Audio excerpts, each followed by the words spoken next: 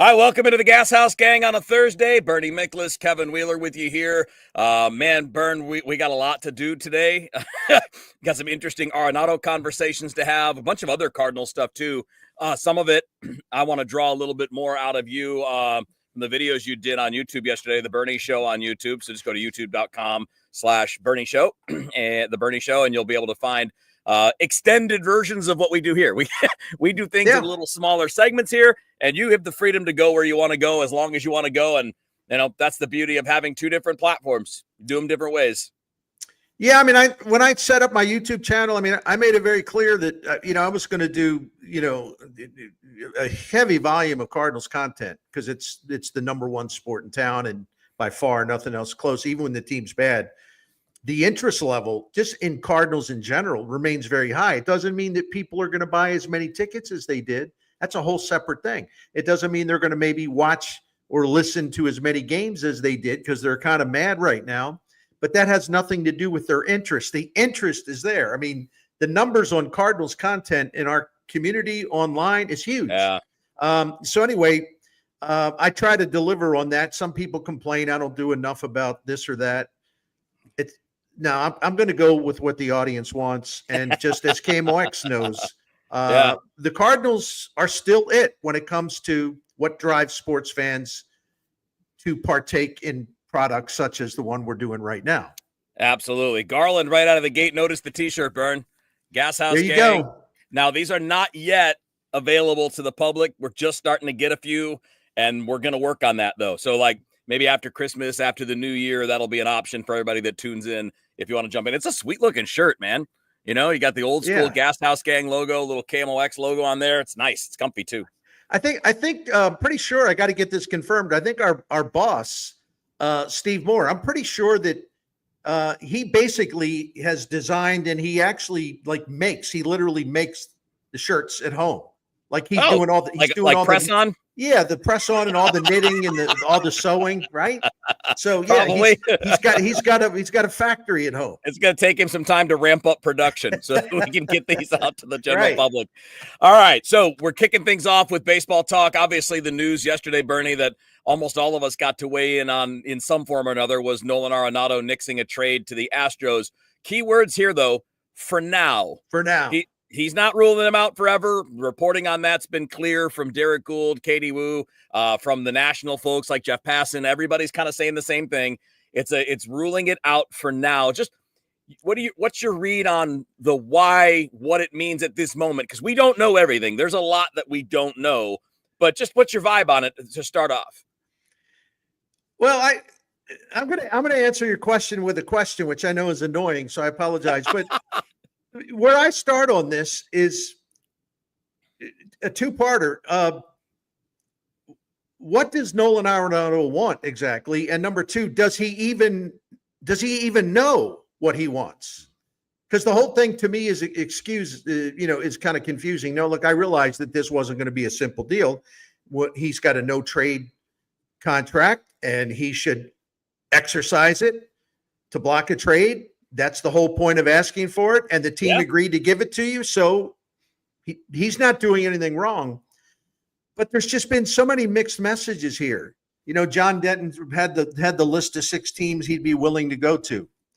And then the Cardinals are talking to a couple teams that aren't on the list. And then Derek Gould, our dear friend who was on the Gashouse Gang yesterday, he had a thing in his reporting today. It said he cited multiple sources and says that Arenado never submitted a list. So is there a list or is there not a list? Yeah.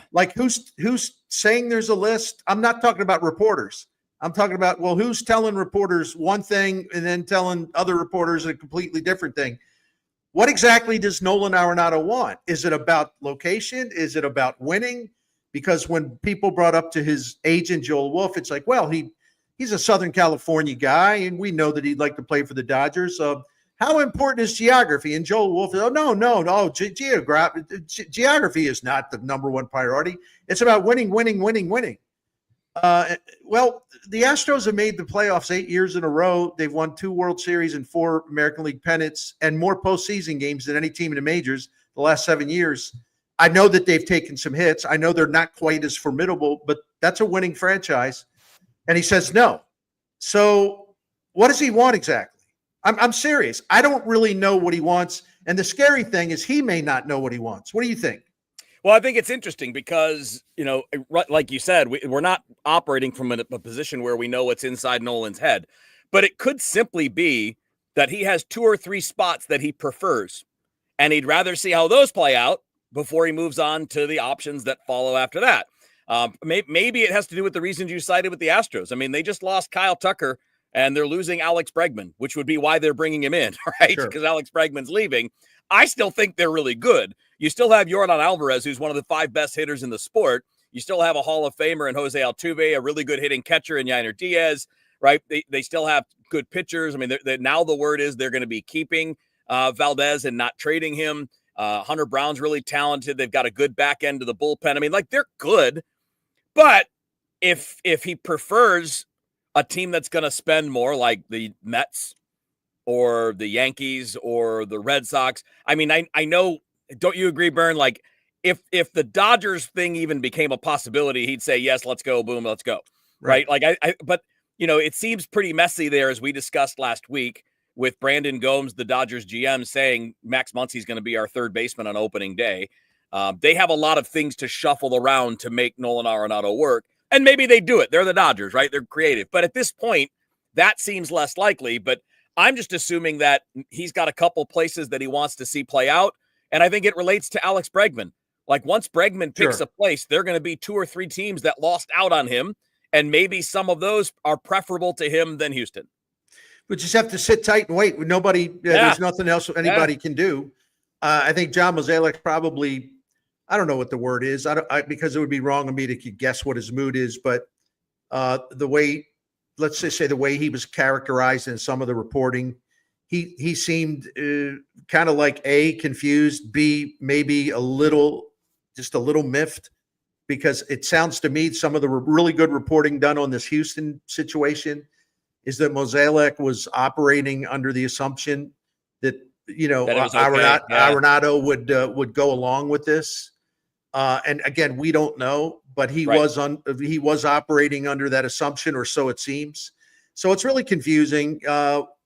One way or the other, something will get done. If not, if Arenado stays, like I said in my video, and something I'm going to be writing for Scoops Network, he's got the no trade clause, but the Cardinals control the lineup card.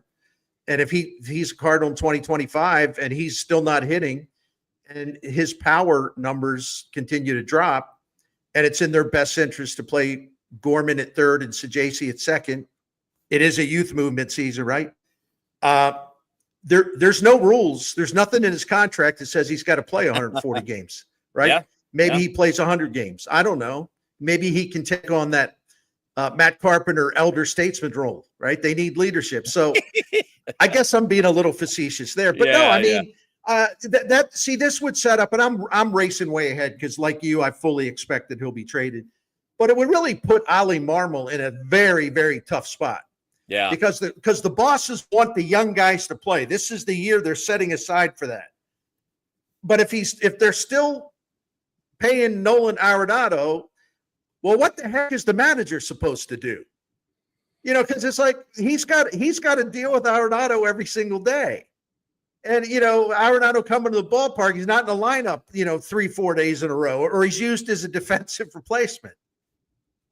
Man, they got to get him out of here. They just have to find a way. And to their credit, Wheels, and I want you to talk about this, I was reassured, if that's the word, to see that, again, based on reporting that I trust, that the Cardinals are willing to pay quite a bit of money to make the trade go, which I think might help them now that that's out in the public. Maybe more teams will say, well, wait a minute. We wouldn't have to pay him all that much. The Cardinals are willing to do this and this and this. So what do you think? Yeah, I think so. So the reporting on it was that they were willing to pay, I think this was Derek Gould had this, like $5 million. Yeah, $5 million a year on top of the $10 million that the Rockies are paying these next 2 years. So, you're taking $74 million and you're knocking $25 million off that. That's what the new team would be on the hook for. So basically $49 million. That's a pretty good deal, even if for a Nolan Arenado in decline, right? I mean, like $15, $16 million a year is not too much even if his bat doesn't come back, even if his bat stays the way that it's been.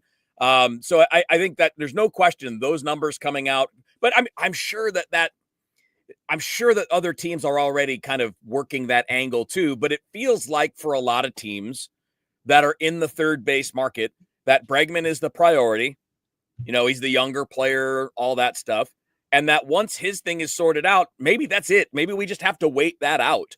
And with Nolan, you're in a spot where, and we had this comment a second ago. I want to bring this in here from Timothy, that the rumors are that his agent can talk to teams. That's not a rumor. That was that's a fact. Reported. Yeah, that was stated out loud. So yes, that's true. And that's partly where all this stuff is being moved along, which gets to your point, Bern. Like, the Astros thing wasn't thrown at Arenado out of the blue. This wasn't like, hey, buddy, here's something you never thought of.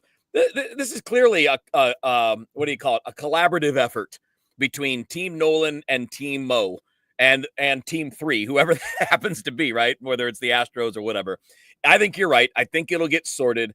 And I think, that'll lead us to a good transition. So let's do it this way. Bernie Miklasz and Kevin Wheeler with you here on the Gashouse Gang. And before we get to that transition, Bern, because I want to build off of that, let's have you tell everybody about Saliga Heating and Cooling, the first sponsor to jump on board with us on the Gashouse Gang, and we appreciate them. And Dan Saliga is proud to be associated with the Gashouse Gang. So it's a great partnership, and it's going to last a long time. We appreciate Dan Saliga and Saliga Heating and Cooling very, very much. They've been around since 1927. They're a proud, independent American standard heating and air conditioning dealer. But if you think about it, like I joke, I'll bring out the joke again. They opened the business. The Saliga family opened the business in 1927, the same year where you had Gehrig and the Yankees and Babe Ruth and all of them just winning winning 600 games. So I mean, they've been that's how long they've been around. But what does it say about them, Kev, that Saliga Heating and Cooling is still growing? I mean, they're still adding services. They're still adding clients. Getting the job done is what you're doing. Right? Since 1927, I mean, moving up on 100 years. So that explains a lot, like why the Miklas's decided a long time ago to go with Saliga Heating and Cooling, because they have the track record. They have the credibility. They've earned the trust. They're reliable. They don't play games. They don't try to sell you stuff you don't need. They don't try to talk you into something to take advantage of the fact that maybe you're not as knowledgeable as they are, so they can talk you into something. No, they never even try that stuff. They want your business and they want to keep it, and they have to earn your trust. And that's been our experience with Saliga Heating and Cooling. They can do anything you really need done. And if you go to SaligaHeatingandCooling.com, you see an entire list of services. And they have that great American standard equipment if you need it, as far as whatever your problem is in your home. And they also have financing options are available subject to credit approval. The last thing I'll put in, when you go to SaligaHeatingandCooling.com, take a look at the Priority Club. The Miklases are members, so I'm not telling you to do something that we don't do ourselves. You'll find that it's really good at being that maintenance program, that maintenance club. You'll get some perks, but more than that, you make sure a couple times a year everything is working beautifully, so there's going to be no surprises, no sudden emergencies, and it gives you peace of mind. So go to Saliga Heating and Cooling. The phone number is there, SaligaHeatingandCooling.com. Thank you. All right, let's continue on with the Gashouse Gang. And Bernie, let's get into the payroll side of this, because it's an interesting angle here. We had a couple of questions that relate to this. Joseph wants to know, basically saying it'll be a lousy return for Arenado, but it'll save you $20 million or more over the life of the contract. It'll probably save you close to $50 million, which is the goal. And then Mike pointing out, asking if whether you pay more if his contract helps get a better prospect. I think it's important for us to repeat what I think we've said before. This trade's not about return. This trade is about payroll savings and clearing playing time. I think they know they're not getting much of anything in return. I mean, again, just as an example, I think that the Cubs and Yankees trade with Cody Bellinger can be informative on this. The Cubs were dumping payroll on Cody Bellinger.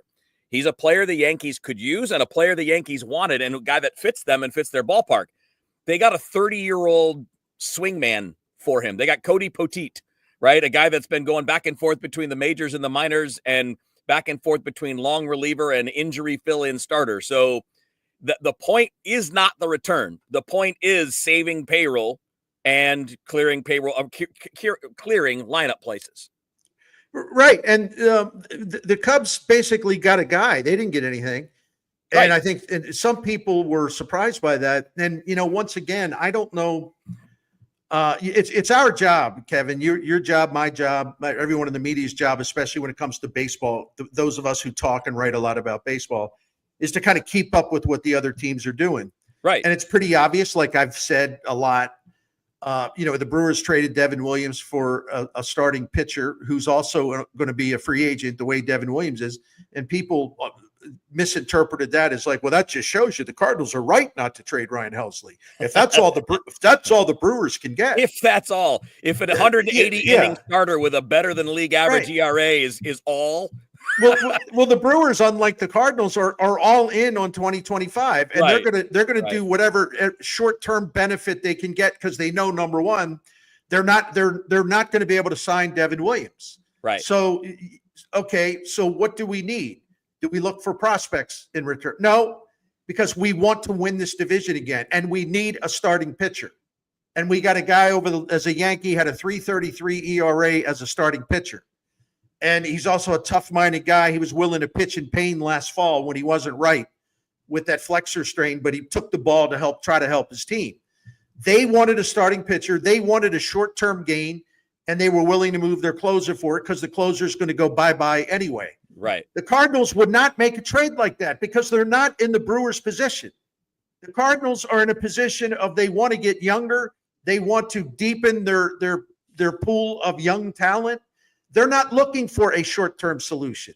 So the Milwaukee trade with Williams has nothing to do with the Cardinals trading Helsley. Now that I got that off my chest again, Cody Bellinger's a salary dump. You nailed it.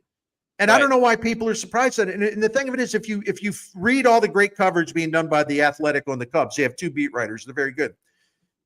It's obvious what they're doing. They wanted to get his $28 million, I think, something like that, off the books because they plan on going out and signing another starting pitcher, maybe signing a reliever, and they're going to keep the payroll open, and they're probably going to have a higher payroll, and they're going to continue to add to what they have. And basically, Bellinger, they had a lot of outfielders already, right? They had too many outfielders. Right. So Bellinger was kind of in the way of that, and they did the smart thing. It wasn't about who you got. It's about what you freed up by trading him. So the Cubs are going all in. The Brewers are going all in. And the Cardinals are the Cardinals, as we've talked about here, and I'll be brief on this, they sort of want to have it both ways. I mean, they're not calling it a rebuild, and I guess technically it's not. Although when you let Goldschmidt walk and you trade Arenado, it's kind of got the trace or the hint of a rebuild, but it's not a teardown. But on the other hand, I think they got to be careful because they're also trying to tell fans, the people that buy tickets and watch and listen to games, they're trying to tell them, it's like, well, no, we're going to be competitive. Oh, we're going to be better than people think. We're going to be this. We're going to be that.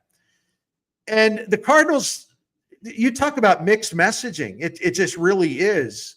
And I wish that the Cardinals, because again, they're not in the Cubs position or the Brewers position or even the Reds position, because they brought in Terry Francona. They also traded Jonathan India for another good starting pitcher. Right. The Cardinals are not in those positions, and I wish they would just kind of put it on the table and leave it at that, because the longer this kind of stuff goes on, where they're messaging, well, we think this about us, right? Then when they make trades like Arenado trade and they don't really get nothing or much in return, that'll confuse your fans because it's like, well, wait a minute. You said this isn't a rebuild, and you say you're going to be competitive and you're going to surprise people in 2025. Well, why would you keep Arenado, and why didn't you get more for him? I could be wrong, man, but I think they're confusing their own fans with sort of the mixed messaging and trying to have it both ways. Do you agree, disagree, whatever? Yeah, I think so. I mean, I understand it, but I don't think sometimes I don't think that professional sports teams are very good at understanding what fans want to hear. Fans are not just going to believe something because you say it. You know what I mean? Like if you just say, "Oh, but we might be better," nobody's going to buy that. They're going to buy what they see. That's what people do. They're going to buy what they see. So barring big moves to add to the team, it's going to be hard to convince people that aren't already buying tickets to buy tickets. Like they're going to be, look, there are going to be 2 million people that buy tickets before the season even starts, even under these circumstances. But, saying we think we're better than, what you might think otherwise, that's not changing anybody's minds on season tickets or anything like that. What will change minds is going out and playing better. And if they do that, then you'll start to convince those people. So I've always been fascinated by the way that professional sports teams struggle with messaging sometimes, because fans know they follow every day, man. Yeah. I mean, you're not fooling anybody. And the only way to convince people is to do things, win games, add big players, things like that. Those are what convince people of things. Bernie, I wanted to throw this at you. Related to this conversation. Last week, we did the what if on Nolan Arenado. Like, what if he ends up sticking around? What does it mean for the lineup? I want to spin that a little bit. What if he stays? They still have to clear payroll, right? I mean, they're stating very clearly they need to reduce their payroll. So if he stays, if he decides there's no appealing place that he's willing to go, that's willing to trade for him, who goes? Because it's going to have to be big, right? I mean, we're talking about saving with this kind of a deal under the structure we heard, saving about $22 million this year. And that's kind of the big deal. I think it's probably the short-term savings that matters as much as anything because of the revenue going down for 2025. So what's the pivot? Is it moving Fetty and Matz to try to balance that out? Do you try to convince Miles? I mean, is that where you go to Sonny Gray and try to make a deal? Or do you just kind of do it smaller and deal with it as it comes? Or does that mean you move Helsley? Well, it could. I mean, although I guess the estimates for a salary on him for his final year of arbitration 2025 it will be about it would be about 8 million, over 8 million, like that. 8.5 million, something like that. Yeah. Fetty makes 7.5 million. If you move both of them with the idea, I would hope, of getting young talent in return, maybe lots of it. That way you save, let's just call it 15.5, 16 million off the payroll there. If you could somehow get rid of Matz's 12.5 million or most of it, you'd probably pick up a little bit of that. Then I think you'd be right there. I mean, you'd be in pretty good shape that way. So in that context, Kev, I would not be opposed to that because I'm in favor of getting value in return for Fetty and Helsley when they're at their highest value, which is right now. And the pitching market is pretty ravenous, and teams are pretty desperate. So I think the Cardinals could take advantage of the market, and that's really the key to trading. Take advantage of the market if you're in position to do so, and they could get their payroll aligned, okay, even if Arenado's still here. Do you agree with that, or do you think there's some other stuff too? I mean, they're not going to trade Contreras. I doubt that Gray would want to go. I wouldn't move him either. You got to have some stability. And I don't know who the heck else is really making all that much money. Yeah, I mean Miles, but nobody's taking that. Yeah, you're gonna pay the majority of that to move him, right? So and it's really interesting too because the Cardinals are at such a crossroads. Pardon the cliche, but I keep thinking, not because I'm being pessimistic. I'm pragmatic, so I always think, okay, well, what's the best case scenario? Right. What's the worst case scenario? I like to look at it through a really wide lens, and I think you and I and Tom Ackerman and Matt Pauley have talked about this, but just to do it one more time, what happens if 2025 doesn't work out for them? What happens if Gorman gets worse instead of better? Walker doesn't improve. Sajasi really struggles. Not that they give up on him. And some of the other Ciani, who they think can hit, they think they're confident that he's going to be a better hitter in 2025 in center field. Well, suppose he's not. Suppose they have, a couple of catastrophic pitching injuries, including maybe one of the or two of the guys that they should have traded and they didn't. I'm not in any way predicting doom or gloom. I'm just saying I don't know what the pivot would be if 2025 does not go well for the St. Louis Cardinals, to where they find out positive things that gives them confidence in the future about their young players. Yeah, I would say scary. that in that scenario, you'd probably see a shift to a longer-term vision with Chaim Bloom taking over, which is a little easier in a transition like that. And you would see the shift focus to guys like JJ Weatherholt, to whoever they're going to pick in the draft this year, because it's going to be the 5th pick. So it's going to be a really high value prospect that's going to have some name value, that's going to have that. So I would just think the vision would shift a little further down the road, which, by the way, not necessarily a great thing, because this team needs those players that we're going to talk about, right? They're going to eventually need Tink Hence. They're going to eventually need JJ Weatherholt and this number 5 pick. But if you're adding them to a more established Walker and to at least a predictable Gorman, right? Even if we figure out that Gorman is just a 6-hole hitter that's going to hit 30 bombs and hit 220, at least if we know, and you can construct the roster around that. If this year goes really sideways, I mean, it literally just extends out this quote unquote retool and maybe makes it a rebuild.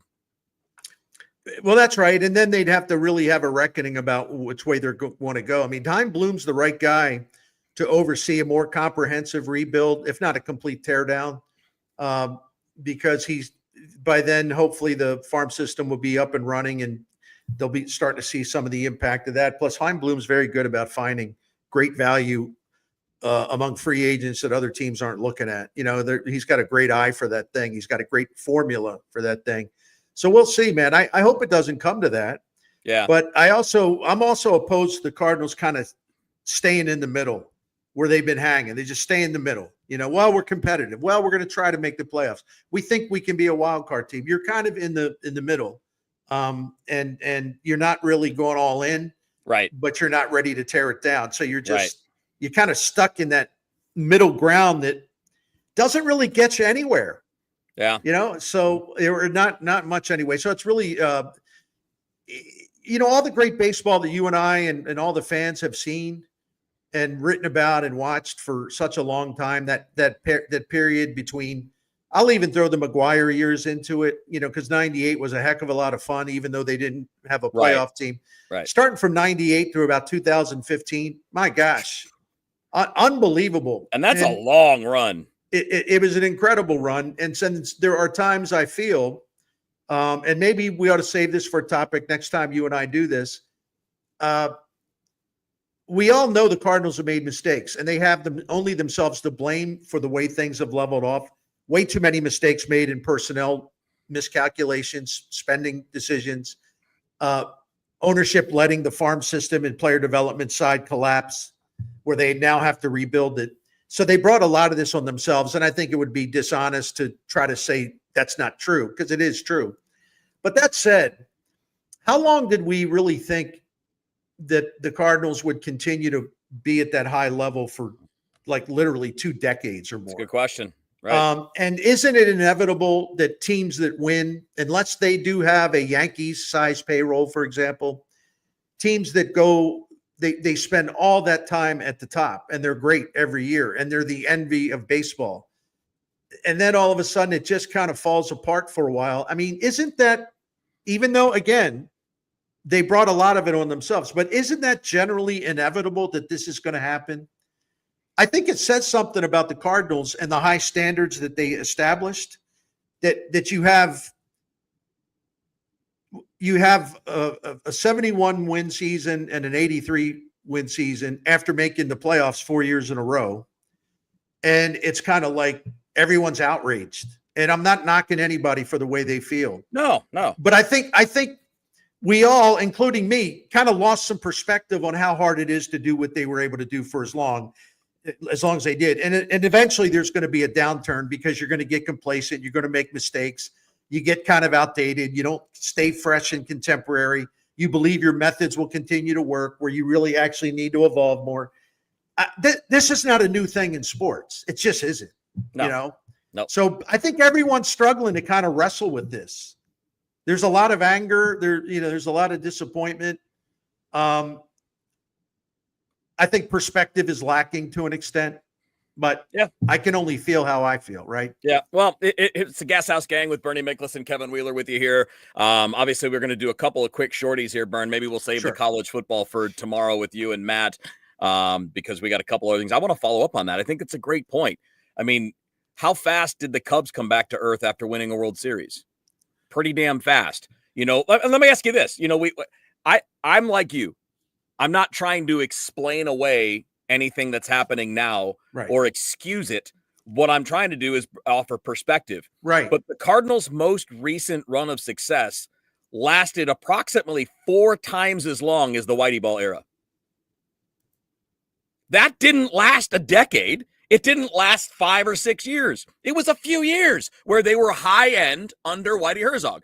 That's not a knock, but that combined with his time in Kansas City was enough to make him a Hall of Famer, and that's why I'm bringing it up, because nobody doubts what that was. That was amazing. It was an amazing era of baseball.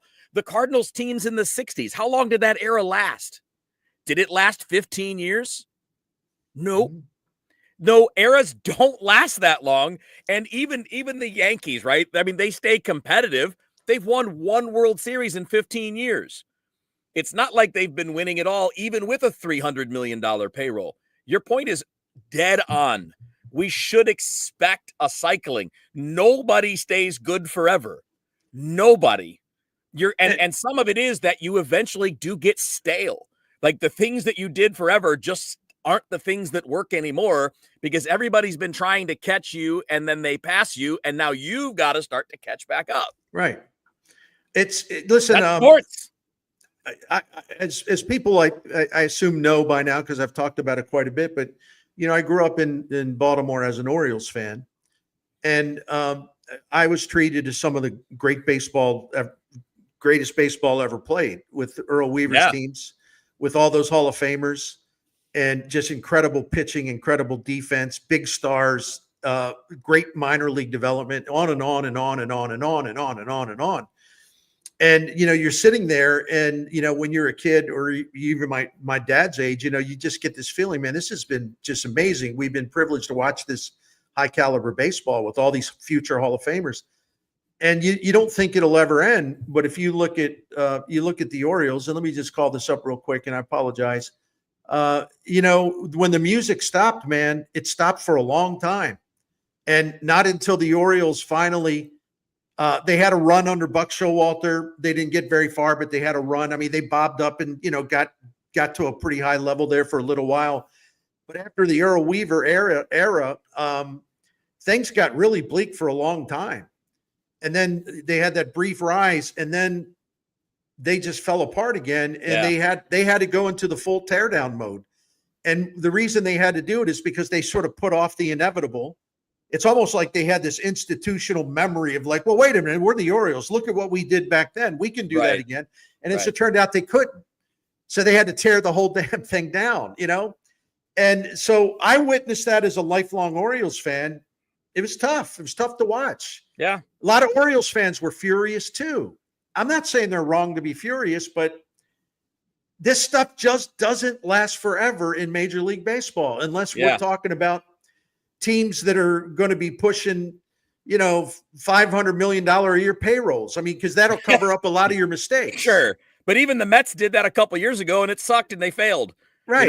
It doesn't work. And KT, I think KT's being a bit of a smartass, the 68 to 82 era, because this is making the point, right? So like, the 60s era, right? Like 63 to 68, Bernie, the Cardinals were awesome. But even in that, there were a couple of basically 500 seasons in 65 and 66, but that was an elite era, right? Hall of Famers, won 2 World Series, one in 64, one in 67, back in the World Series to Game 7 in 68. That's an amazing era. After 68, they won 90 games one time until 1982. So like, this is normal. And it doesn't mean it's acceptable. It doesn't mean it's okay. It doesn't mean we should be saying, well, it's fine. It's not. They have the resources and the ability to be better than they've been. And that's what we talk about. But historical perspective really matters. And, if you want to look at the Cardinals teams, look at the era that came before that 1963 season. Before that, they hadn't topped 90 wins since 1949. And then look at the Whitey Ball era. As I mentioned, it was an amazing era. It was an amazing era, but it was over by 88 when it started in 82. It was 6 years. And like this run that you just listed, and even if we don't want to count 98, if we're only going to go by, like 1 loss totals, start in the year 2000. You had 15 years where you made the playoffs like 80% of the time and won the World Series a couple of times. That's crazy. It's probably the longest, most extended run of success in the history of the franchise. Yeah, going back to, at least since going back to the, 1942, 44, 46, when the Stan Right. Musial, Enos Slaughter led teams with a bunch of other Hall of Famers or Oh, man. several other, they won three, let's see, 42, 43, for Yeah, like 3 in 5 years, three right? in 5 years, but they also won 4 pennants in 5 years because they Right. lost the World Series, I think in 43. Right. So, really, this run that DeWitt, since he bought the teams, led the Cardinals on, especially starting in 2000, it's really been the greatest long-term run of success. Going back to that time where Stan Mann and his fellows won 3 in 5 years and 4 pennants in 5 years. That's the 30s and 40s are the best era, right? Right. But this last one that's kind of wrapping up here the last few years. So even if we go, what would you say, Bernie, 2000 to 2015, if we just make that, it's probably the second most successful long-term run in the history of the franchise. Yeah, and it's just a shame they let it kind of slide.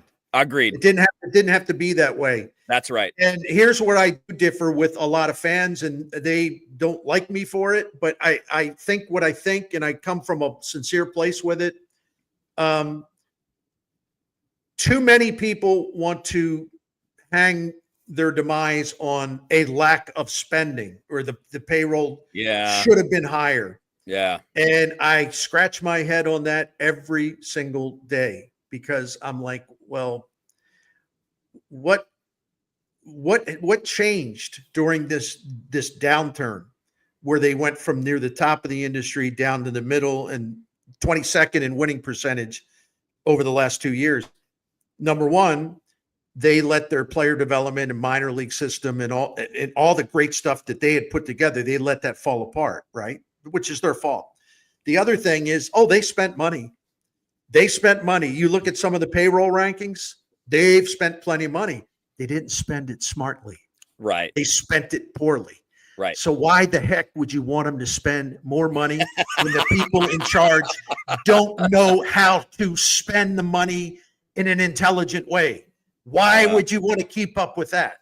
Yeah. So the weird things that brought them down, bad decisions with personnel, bad spending, and letting their baby, Bill DeWitt's baby, the player development system, fall apart.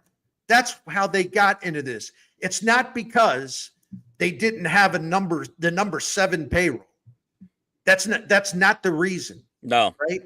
And so I really don't understand why that's so difficult to comprehend, but I'm a nut, and I like get immersed in all that stuff. So I shouldn't expect anyone else to do a history of why the Cardinals fell apart here in recent years. No one else has to do the historical research on that. I'm happy to do it. All right, Bernie Miklasz, Kevin Wheeler with you here on the Gashouse Gang. Just a few minutes, Bernie. Quick, remind us again about all the great things about Saliga Heating and Cooling. And by the way, before you do, thanks for jumping on board, guys. We appreciate you. Yeah. Right there, that little truck. You guys are the best. That's right. Don't you like that? I know that. I can see that yellow truck. I get happy in my neighborhood here. Every now and then my wife will tell me, she'll say, well, there's a Saliga truck up the block. And I'm like, well, good. Now I know they're smart people. Yeah. And we've actually had some neighbors say, like, are they as good as Bernie? Yeah, they're as good as Bernie says. And they said, yeah, you're right. Saliga was fantastic to deal with, and they took care of us. It's Saliga Heating and Cooling. They've been around since 1927. They're in independent American Standard heating and air conditioning dealers, taking care of all these generations of families. The Saliga family has continuously owned it since 1927. Our guy, Dan Saliga, who sponsors our show, has been a big part of upholding those very, very high family standards for this professional business. When you were in a family that has a business, and I know this because I was in a family that had a business, all the kids would work in it, generations. It really does mean more when you drive up to work or whatever, and you look up and you see that your last name, big, huge letters over top the business. You realize that, like, we've got to be really, really great at this. That's our name on this business. So the same thing applies to Saliga Heating and Cooling. And so as far as what they do, you go to Saliga Heating and Cooling, and you can check out all of the services. They have all kinds of things they can do you probably haven't even thought of. Also, financing options are available subject to credit approval. Look into the Priority Club, which is a maintenance program that works really, really well. It'll save you money and give you peace of mind. We're members of that as well. And this American Standard dealer, of course, has that American Standard equipment that is the highest in the highest level of the business. So if you want to find out more and you'll get the phone number, just go to SaligaHeatingandCooling.com, SaligaHeatingandCooling.com. Thank you. All right, phenomenal stuff. We're just about out of time, so let's do a 30-second challenge, Bern. Just before or after the new year on Nolan Arenado? I'm going to go after, but barely. I think it's going to be shortly after. After. I'll go after. Yeah. Unless Bregman wants to and his agent want to get this thing done by Christmas, then I can see it happening in that week between Christmas and New Year's. So I don't know. I think, no, I'm with you. I'll go with you on that one. All right. So to wrap things up, we got a question from Clint. Clint, just go to youtube.com/The Bernie Show or just search The Bernie Show on Google or whatever. It'll be the first thing that pops up. You can watch that there. I'm getting ready to jump on DGS. So we'll get things rolling here at the top of the hour. For those of us that are watching live, if you're listening later, well, that show's already over. Bern, good stuff. Good to see you, buddy. We'll talk to you tomorrow on DGS. Okay. Thanks a lot, Kev. All right. Let's put in a wrap on the Gashouse Gang here on a Thursday on your KMOX social media channels.